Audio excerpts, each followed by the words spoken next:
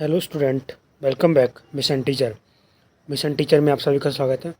तो स्टूडेंट, चलिए हम लोग शुरू करते हैं आज की क्लास को।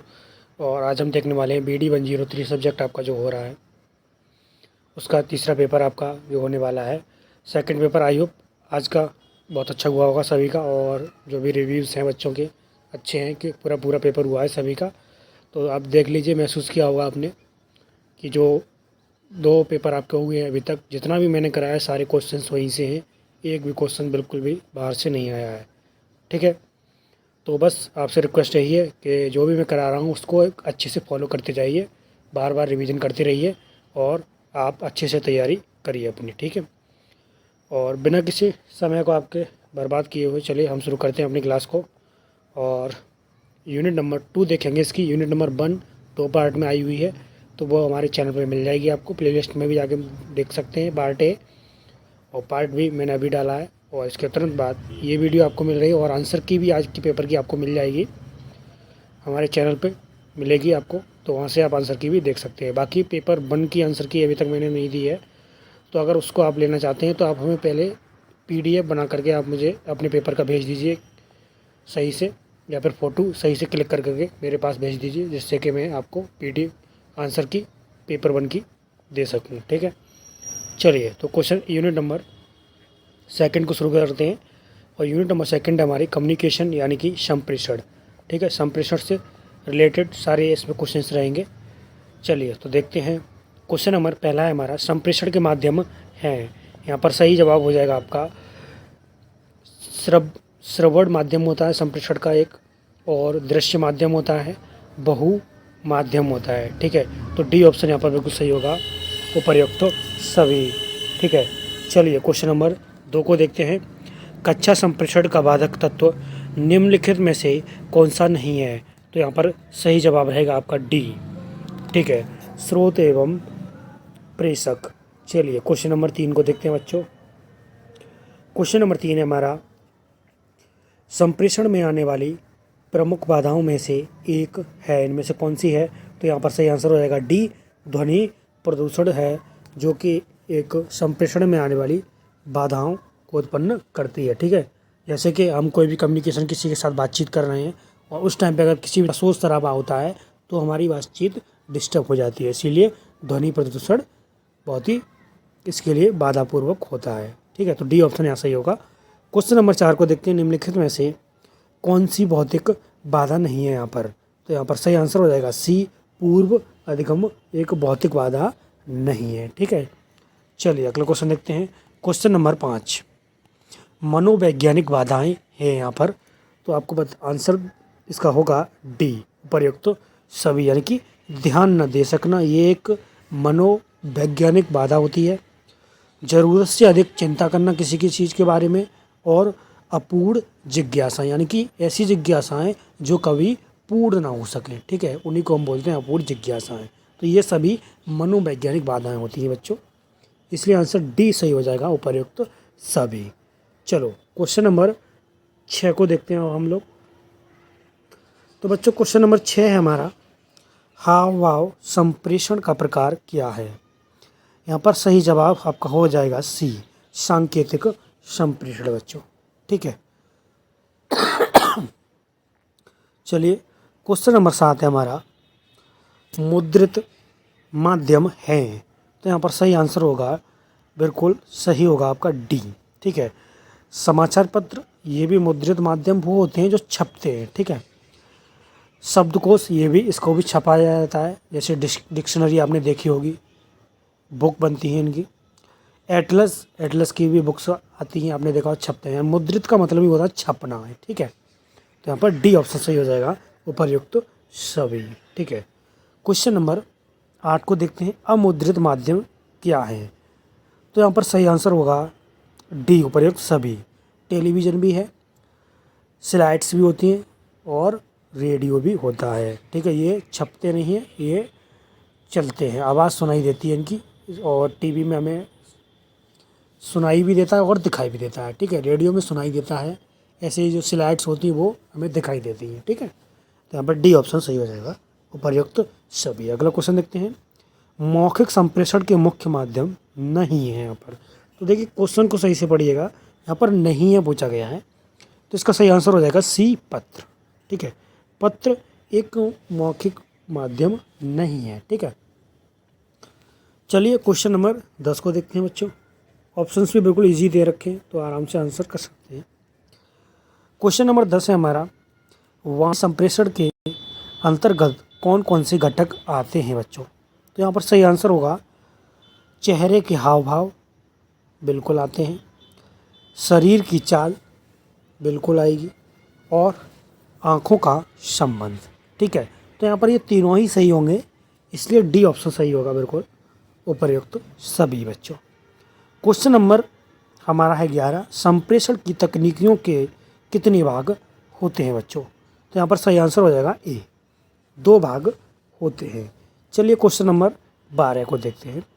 संप्रेषण सूचना का आदान प्रदान एवं अर्थ का हस्तांतरण है, यह किसने कहा है? ये वाक्य दे रखा है आपको और आपको विद्वान का नाम बताना है। तो यहाँ पर सही आंसर हो जाएगा आपका बिल्कुल सी, डेविस ने बच्चों।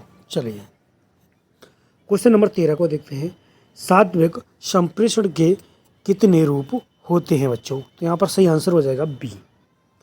ठीक है, 2 रूप होते हैं। अगला क्वेश्चन है, संप्रेषण प्रक्रिया के कितने घटक होते हैं? सही आंसर हो जाएगा सी। ठीक है, 6 घटक होते हैं। अगला क्वेश्चन नंबर 15, जगर्न, रेस एवं वेल्डन कीत के अनुसार गैर मौखिक संचारात्मक संदेश को कितने भागों में भेज सकते हैं? तो यहाँ पर सही आंसर होगा बच्चों ए, 3 भागों में। चलिए क्वेश्चन नंबर 16 को देखते हैं। संप्रेषण सूचना एवं समझ को एक व्यक्ति से दूसरे व्यक्ति तक पहुंचाने की प्रक्रिया है, यह कथन किसका है? तो यहाँ पर सही आंसर हो जाएगा ए, कीत का। चलिए क्वेश्चन नंबर 17 को देखते हैं। शिक्षण का प्रमुख उद्देश्य विचारों, तथ्यों एवं सूचनाओं को छात्रों तक प्रभावशाली ढंग से पहुंचाना है, यह कथन किसका है? तो यहाँ पर सही जवाब होगा आपका बी, हर्बर्ट का। चलिए बच्चों अगला क्वेश्चन देखते हैं। क्वेश्चन नंबर 18 है हमारा, मौखिक संप्रेषण को प्रभावी बनाने का उपाय नहीं है यहाँ पर, तो सही आंसर हो जाएगा सी, अप्रभावपूर्णता। ठीक है, अगला क्वेश्चन देखते हैं। क्वेश्चन नंबर 19, संप्रेषण पारस्परिकता के भाव में विचारों एवं भावनाओं की दूसरों के साथ भागीदारी है, यह विचार किसका है? तो बच्चों यहाँ पर सही है जवाब होगा आपका ए, एडलर डेल का है। ठीक है, अगला क्वेश्चन देखते हैं। क्वेश्चन नंबर 20, संप्रेषण एक या एक से अधिक व्यक्तियों के मध्य विचारों, सूचनाओं, अनुभूतियों के आदान प्रदान की कला है, यह कथन किसका है? तो यहाँ पर सही जवाब रहेगा आपका ए, एमरी, आल्ट और एत्री का। ठीक है, तो ए ऑप्शन बिल्कुल सही जवाब होगा 20 का आंसर। चलो बच्चों क्वेश्चन नंबर 21 को देखते हैं। क्वेश्चन नंबर 21 है हमारा, भावनाओं एवं विचारों को दूसरों के साथ बांटना कहलाता है, या तो यहाँ पर सही जवाब हो जाएगा सी, संप्रेषण। ठीक है, चलिए क्वेश्चन नंबर 22 से हमारा, संप्रेषण प्रक्रिया के प्रमुख 4 तत्वों में सम्मिलित नहीं है यहाँ पर, तो सही आंसर हो जाएगा भाषा। ठीक है, भाषा संप्रेषण में बिल्कुल शामिल नहीं होती, क्योंकि स्रोत, संदेश, माध्यम ये सभी संप्रेषण में आते हैं, लेकिन भाषा नहीं आती है, तो बी ऑप्शन सही होगा। अगला क्वेश्चन है, फ्लैंडर्स किसके प्रवर्तक हैं? तो यहाँ पर सही आंसर हो जाएगा डी, कक्षा कक्ष अंतःक्रिया के। चलिए क्वेश्चन नंबर 24 को देखते हैं। प्रजातांत्रिक प्रशासन में किस प्रकार का संप्रेषण अधिक प्रचलित है? तो यहाँ पर सही जवाब रहेगा आपका सी, ऊर्ध्वगामी संप्रेषण। ठीक है, चलिए क्वेश्चन नंबर 25 को देखते हैं। संप्रेषण प्रक्रिया के दौरान 2 या 2 से अधिक व्यक्तियों के बीच किस प्रकार का विनिमय संभव नहीं है?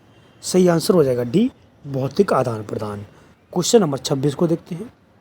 संप्रेषण शब्द अंग्रेजी के पर्याय कम्युनिकेशन की उत्पत्ति किस शब्द से मानी जाती है?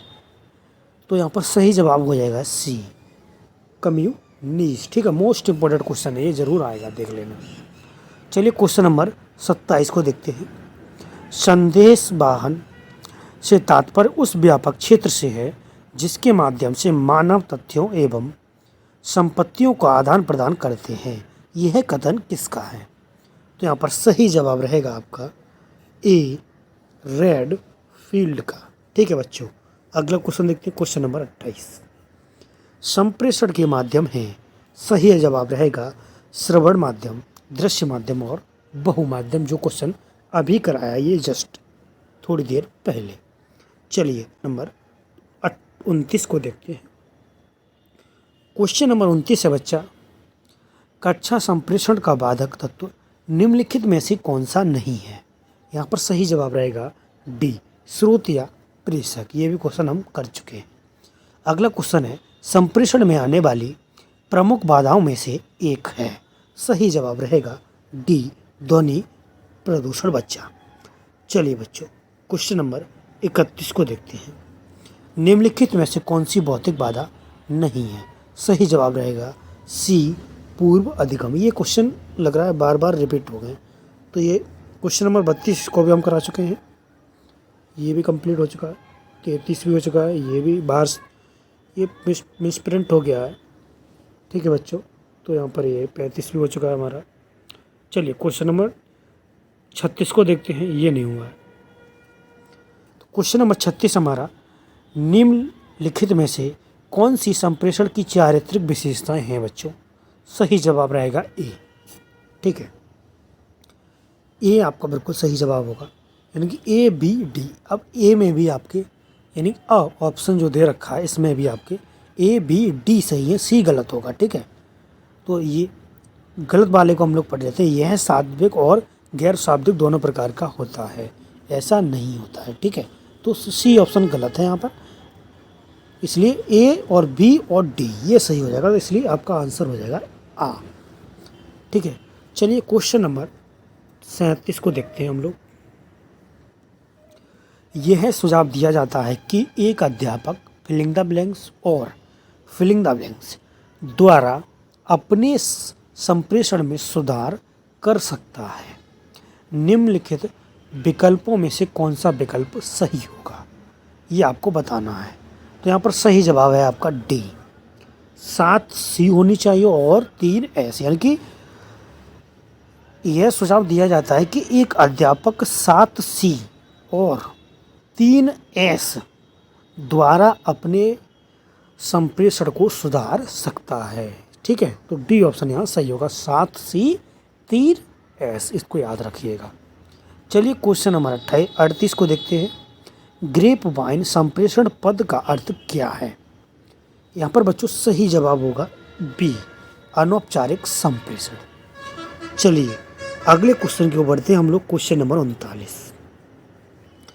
दूर संचार और मीडिया उद्योगों में सेवाओं, विषय वस्तु, पेशकश और संचार के माध्यमों को एक मुख्य प्रौद्योगिकी के अंतर्गत लाने की प्रक्रिया को क्या कहते हैं? तो सही जवाब हो जाएगा ए, मल्टी मीडिया बच्चों। ठीक है, ए ऑप्शन बिल्कुल करेक्ट जवाब रहेगा। क्वेश्चन नंबर 40 को देखते हैं। विकासशील देशों के लिए आईसीटी में वैसे बच्चों के लिए शिक्षा अनुभव को बढ़ावा देने की संभावना है। यहाँ पर सही जवाब रहेगा डी, उपर्युक्त सभी बच्चा। चलिए बच्चों अगले क्वेश्चन को देखते हैं, क्वेश्चन नंबर 41। भारत में शिक्षा के विभिन्न स्तरों के लिए गुणवत्तापूर्वक डिजिटल विषय सूची तैयार करने के लिए भारत सरकार द्वारा की गई पोर्टल में शामिल है। तो यहाँ पर सही जवाब रहेगा डी, उपर्युक्त सभी। चलिए क्वेश्चन नंबर 42 को देखते हैं। स्कूलों में सूचना एवं संचार प्रौद्योगिकी शिक्षकों को फिलिंग द ब्लैंक्स मुहैया कराते हैं, उन्हें अपने प्रचलनों का स्थानांतरण करने का अवसर प्रदान करती है। सही आंसर रहेगा डी, उपर्युक्त सभी बच्चों। चलिए क्वेश्चन नंबर 43 को देखते हैं। भारत सरकार की कंप्यूटर आधारित प्रक्रिया के माध्यम से छात्रों को सिखाने के लिए आईसीटी स्कूल योजना वर्ष फिलिंग द ब्लैंक्स में शुरू की गई थी। तो यहाँ पर सही जवाब रहेगा सी 2004 में बच्चों। चलिए क्वेश्चन नंबर 44 को देखते हैं।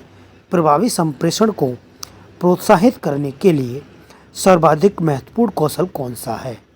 तो सही जवाब हो जाएगा बच्चा सी, सक्रिय होकर सुनना। चलिए अगले क्वेश्चन को देखते हैं। क्वेश्चन नंबर 45, सूचना और संचार प्रौद्योगिकी का भारतीय ग्रामीण विद्यालयों में अधिक उपयोग नहीं हो सका क्योंकि?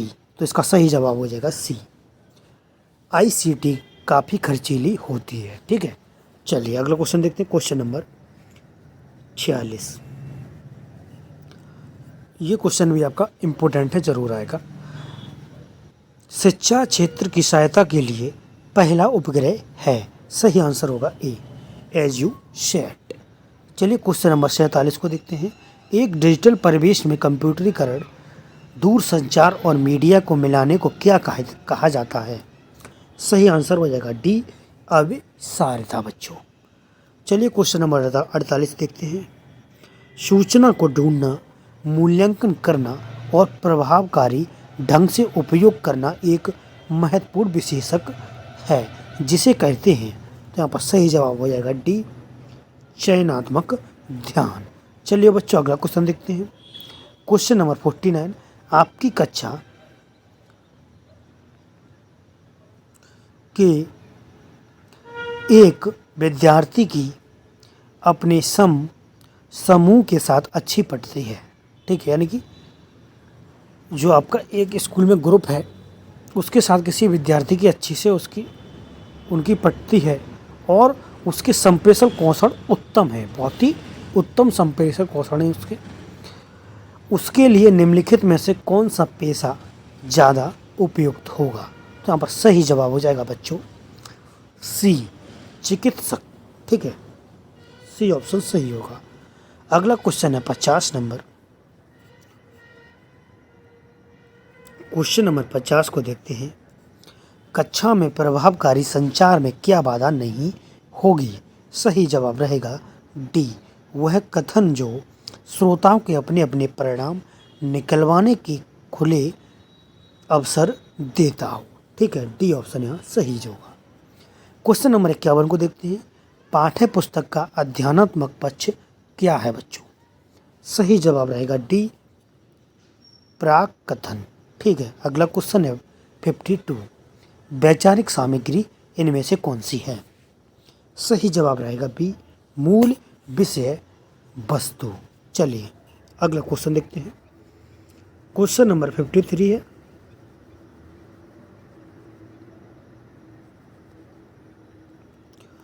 क्वेश्चन नंबर 53 है बच्चों, ब्लू प्रिंट ढांचा तैयार करने में उपयोगी नहीं है। सही आंसर हो जाएगा ए, शिक्षक निर्मित सामग्री। अगला क्वेश्चन नंबर 54, पाठ्य पुस्तक रचना के सोपानों का क्रम क्या है? सही जवाब रहेगा ए, विषय सामग्री का चयन, स्तरीकरण और प्रस्तुतिकरण। चलिए अगला क्वेश्चन देखते हैं। क्वेश्चन नंबर 55, प्रिंट मीडिया में सम्मिलित नहीं किया जा सकता। यहाँ पर सही जवाब होगा सी बच्चों, पाठ्य पुस्तक। चलिए क्वेश्चन नंबर 56 को देखते हैं। अब हम लोग साइट क्या है? सही जवाब होगा बी, उपग्रह अनुदेशात्मक दूरदर्शन प्रयोग। ठीक है, अगला क्वेश्चन देखते हैं। क्वेश्चन नंबर 57, निम्नलिखित में से कौन सा पाठ्य पुस्तक का गुण नहीं है? सही जवाब होगा सी, अशुद्धता। अगला क्वेश्चन है, कविता शिक्षण की विधि है? सही जवाब हो जाएगा बी, अर्थबोध प्रणाली। चलिए अगला क्वेश्चन देखते हैं। क्वेश्चन नंबर 59, किस दृश्य उपकरण में पारदर्शी का उपयोग होता है, यानी प्रयोग होता है? सही जवाब होगा ए, ओवरहेड प्रक्षेपक, यानी कि प्रोजेक्टर जिसको बोलते हैं हम लोग।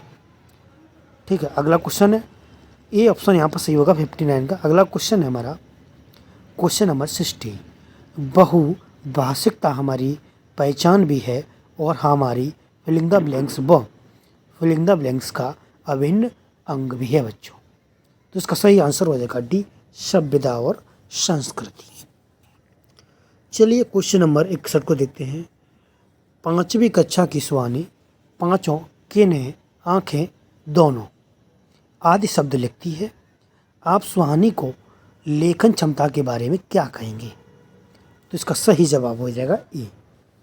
वह अनुनासिक चिन्ह के बारे में बहुत अच्छी तरीके से सजग है। ठीक है, ये ऑप्शन सही होगा। अगला क्वेश्चन है 62। कौन सा प्रश्न कक्षा में बहुभाषिकता को पोषित करता है बच्चों?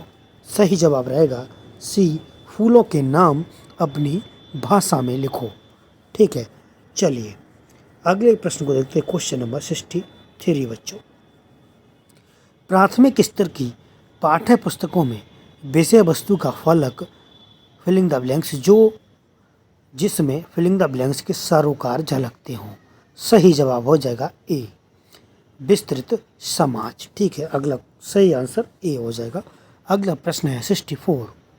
पाठ के अंत में अभ्यास और गतिविधियों का उद्देश्य फिलिंग द ब्लैंक्स नहीं है। सही जवाब रहेगा डी, प्रश्नों के उत्तर सरलता से याद करवा देना। ठीक है, अगला क्वेश्चन देखते हैं। क्वेश्चन नंबर है हमारा 65 बच्चों। पठन पाठन के अंत में ऐसे अभ्यास एवं गतिविधियां हैं जो, तो इसका सही जवाब हो जाएगा बी, बच्चों को स्वयं कुछ करने और सीखने का अवसर प्रदान करती हैं। ठीक है, बी ऑप्शन सही होगा। क्वेश्चन नंबर 66 को देखते हैं। प्राथमिक स्तर की पाठ्य पुस्तकों का निर्माण करते समय पर विशेष ध्यान देंगे बच्चों। सही जवाब होगा ए, हिंदी भाषा के वैविध्यपूर्ण रूप शामिल हों। ठीक है, अगला क्वेश्चन देखते हैं। क्वेश्चन नंबर 67 बच्चा। चॉम्स्की के अनुसार कौन सा कथन सही है बच्चों? सही जवाब होगा डी, बच्चों में भाषा सीखने की जन्मजात क्षमता होती है। चलिए क्वेश्चन नंबर 68 को देखते हैं। पाठ के अंत में अभ्यास और गतिविधियां देने का उद्देश्य है। सही आंसर हो जाएगा डी, बच्चों को अभिव्यक्त के अवसर देना। ठीक है, अगला क्वेश्चन देखते हैं। Question number 69। प्राथमिक स्तर पर भाषा सिखाने की सर्वश्रेष्ठ विधि है। सही जवाब हो जाएगा सी, बच्चों को भाषा का प्रयोग करने के विविध अवसर देना। चलिए क्वेश्चन नंबर 70 को देखते हैं। प्राथमिक स्तर पर हिंदी भाषा की पाठ्य पुस्तक का निर्माण करते समय इस बात का ध्यान रखा जाए कि पाठ, तो इसका सही जवाब हो जाएगा सी, पाठ बच्चों में पढ़ने लिखने की कुशलता का ही विकास करे। चलिए क्वेश्चन नंबर 71 को देखते हैं। उच्च प्राथमिक स्तर पर हिंदी भाषा की पाठ्य पुस्तकों में अन्य विषयों के पाठों को स्थान देने का एक महत्वपूर्ण उद्देश्य है। सही जवाब होगा यहाँ पर डी, दूसरे विषयों का ज्ञान देना। ठीक है, दूसरे विषयों का ज्ञान देने के लिए बहुत ही महत्वपूर्ण है। चलिए अगले प्रश्न को देखते हैं। क्वेश्चन नंबर 72 बच्चों। उच्च प्राथमिक स्तर पर विभिन्न विषयों पर आधारित पाठों को पाठ्य पुस्तक में शामिल करने का उद्देश्य है। सही जवाब रहेगा डी, बच्चों को विभिन्न प्रयुक्तियों से परिचित कराना। डी ऑप्शन बिल्कुल सही जवाब होगा। चलिए क्वेश्चन नंबर 73 को देखते हैं। क्वेश्चन नंबर 73 है बच्चों। दृश्य श्रव्य सामग्री का प्रयोग तब उपयोगी होता है जब बच्चे, सही जवाब हो जाएगा डी, उस पर अपनी बौद्धिक प्रतिक्रिया दे सकें। चलिए क्वेश्चन नंबर 74 देखते हैं। कक्षा 8 के लिए पाठ्य पुस्तक का निर्माण करते समय महत्वपूर्ण है। सही जवाब होगा बी, विधागत विविधता होना। ठीक है, चलिए अगला क्वेश्चन देखते हैं। क्वेश्चन नंबर 75 है बच्चों। पाठ्य पुस्तक को आधार बनाकर पूछे जाने वाले प्रश्न हैं। सही जवाब होगा बी, ठीक है, पाठ की विषय वस्तु का विस्तार करने वाले होने चाहिए। बी ऑप्शन सही होगा। चलिए क्वेश्चन नंबर 56 को देखते हैं, 76 को देखते हैं। हिंदी भाषा की पाठ्य पुस्तक के माध्यम से, तो सही आंसर हो जाएगा सी, ठीक है, भाषा एवं सामाजिक विमर्श को भी बढ़ावा मिलता है। चलिए अगला देखते हैं क्वेश्चन नंबर 77। बहुभाषिक कक्षा की आवश्यकताओं को संबोधित करने में सर्वाधिक सहायक है? सही जवाब हो जाएगा ए, विविध स्वरूपी पाठ्य सामग्री। चलिए बच्चों अगला क्वेश्चन देखते हैं, क्वेश्चन नंबर 78। उच्च प्राथमिक स्तर पर पाठ्य पुस्तकों को न केवल विषय वस्तुओं के लिए स्थान उपलब्ध करवाना चाहिए बल्कि, तो यहाँ पर सही जवाब होगा सी, ठीक है, विविध भाषाओं के लिए भी स्थान उपलब्ध करवाना चाहिए। सी ऑप्शन सही होगा। चलिए बच्चों अगला क्वेश्चन देखते हैं, क्वेश्चन नंबर 79। भाषा शिक्षक की भूमिका में महत्वपूर्ण यह है कि वह, तो यहाँ पर सही जवाब हो जाएगा ए, पाठ्य पुस्तक की सीमा से स्वतंत्र होकर विविध संदर्भों में भाषा प्रयोग को महत्व दे। ठीक है, अगला क्वेश्चन देखते हैं, क्वेश्चन नंबर 80। दो भाषा बोलने वाले बच्चे न केवल अन्य भाषाओं पर अच्छा नियंत्रण करते हैं बल्कि शैक्षिक स्तर पर भी, तो इसका सही आंसर हो जाएगा ए, अधिक रचनात्मक होते हैं। चलिए बच्चों अगला क्वेश्चन देखते हैं, क्वेश्चन नंबर 81। भाषा की कक्षा में विभिन्न संचार माध्यमों का प्रयोग है, तो सही आंसर हो जाएगा ए, समावेशी कक्षा की आवश्यकताओं को पूरा करने में सहयोग देता है, तो ए ऑप्शन सही होगा। चलिए क्वेश्चन नंबर 82 को देखते हैं। पॉल भाषा की कक्षा में अक्सर बाल साहित्य पढ़ते हुए नजर आता है, इसका संभावित कारण क्या है? सही आंसर हो जाएगा सी, उसमें पढ़ने के प्रति ललक है। चलिए क्वेश्चन नंबर 83 को देखते हैं। कक्षा में प्रिंट समृद्ध वातावरण से आशय क्या है? सही आंसर हो जाएगा सी, कक्षा में पढ़ाई जा रही विषय वस्तु के अनुरूप लिखित सामग्री प्रदर्शित करना। चलिए अगला क्वेश्चन देखते हैं, क्वेश्चन नंबर 84। कक्षा में दृष्टिहीन बच्चों के समावेशन के लिए आप क्या करेंगे बच्चों? तो यहाँ पर सही आंसर हो जाएगा सी, धीमी गति से पाठ पढ़ते हुए उसके वर्णन को विस्तार देंगे। चलिए अगला प्रश्न देखते हैं, क्वेश्चन नंबर 85। भाषा की पाठ्य पुस्तक में ऐसे पाठ चुने जाएं जो, सही आंसर हो जाएगा सी, ठीक है, बच्चों की संवेदना लोक के साथी बन सके। चलिए अगला प्रश्न है हमारा क्वेश्चन नंबर 86। बहुभाषिकता क्या है? सही जवाब हो जाएगा बी, बच्चे की अस्मिता का निर्माण करती है। अगला क्वेश्चन 87। पाठ्य वस्तु का भावपूर्ण पठन है, सही आंसर हो जाएगा डी, अर्थ को समझने में मदद करता है बच्चों। चलिए अगला क्वेश्चन देखते हैं, क्वेश्चन नंबर हमारा 88 है। नाटक शिक्षण में सतत और व्यापक मूल्यांकन के लिए निम्नलिखित में से कौन सा सर्वाधिक महत्वपूर्ण है? सही जवाब हो जाएगा ए, पढ़े गए नाटक का मंचन। ठीक है, अगला क्वेश्चन देखते हैं 89। भाषा की पाठ्य पुस्तक में लोकगीतों को स्थान देना कहलाता है, तो यहाँ पर सही आंसर हो जाएगा ए, ठीक है, भारत की सांस्कृतिक विशेषताओं से परिचित होने में मदद करता है बच्चों। चलिए क्वेश्चन नंबर 90 को देखते हैं हम लोग। क्वेश्चन नंबर 90 है, निम्नलिखित में से कौन सी विधा का अनिवार्यतः सस्वर पठन किया जाना अपेक्षित है? सही आंसर हो जाएगा बी, एकांकी का। अगला क्वेश्चन है 91। बहुभाषिकता हमारी फिलिंग द ब्लैंक्स भी है और हमारी सभ्यता व फिलिंग द ब्लैंक्स का अनभिन्न अंग भी है, तो यहाँ पर सही आंसर हो जाएगा बी, पहचान और संस्कृति। Question number 92। पहली कक्षा की हिंदी भाषा की पाठ्य पुस्तक में आप किस विधा को सबसे अधिक महत्व देंगे? सही जवाब रहेगा सी, कहानी को। चलिए क्वेश्चन नंबर 93 को देखते हैं। बच्चों को कहानी सुनाने की उपयोगिता सिद्ध होती है, सही आंसर हो जाएगा ए, कहानी कहने के तरीके द्वारा बच्चों। चलिए अगला क्वेश्चन देखते हैं, क्वेश्चन नंबर 94 है। अकादमिक सन शुरू होने के 2 माह बाद तक की कक्षा 4 के विद्यार्थियों को भाषा की पाठ्य पुस्तक उपलब्ध नहीं करवाई जा सकी, ऐसी स्थिति में शिक्षक, तो यहाँ पर सही आंसर हो जाएगा बी, भाषाई क्षमताओं के विकास के लिए अन्य विषयों को पाठ्य पुस्तकों का प्रयोग करें। ठीक है, अगला क्वेश्चन देखते हैं, क्वेश्चन नंबर 95। प्राथमिक स्तर की कक्षा के संदर्भ में नीचे दी गई किस स्थिति में वास्तव में लेखन हो रहा है? सही आंसर हो जाएगा सी, 2-2 के समूह में चर्चा करने के बाद विद्यार्थी अपनी अपनी पुस्तिका में लिख रहे हैं। चलिए अगला क्वेश्चन देखते हैं, क्वेश्चन नंबर 96। यदि पठन सामग्री के साथ चित्र हो तो सही आंसर हो जाएगा डी, लिखे हुए के बारे में अनुमान लगाना आसान हो जाता है। चलिए अगला क्वेश्चन देखते हैं 79। किसी कक्षा में चित्रात्मक तथा रंग बिरंगे चार्ट होने चाहिए, कौन सा विकल्प इसके उद्देश्य की पूर्ति नहीं करता? सही आंसर हो जाएगा ए, बच्चों की कल्पना लोक के रंगों तथा आकृतियों को पहचान नहीं मिलती। चलिए अगला क्वेश्चन देखते हैं, क्वेश्चन नंबर 98। प्राथमिक स्तर पर भाषा शिक्षण के अंतर्गत बातचीत एक महत्वपूर्ण उपकरण है क्योंकि, तो यहाँ पर सही आंसर हो जाएगा ए, यह सीखने और सीखी हुई बातों को सुदृढ़ बनाने का एक आधारभूत साधन है। चलिए अगला क्वेश्चन देखते हैं, क्वेश्चन नंबर 99।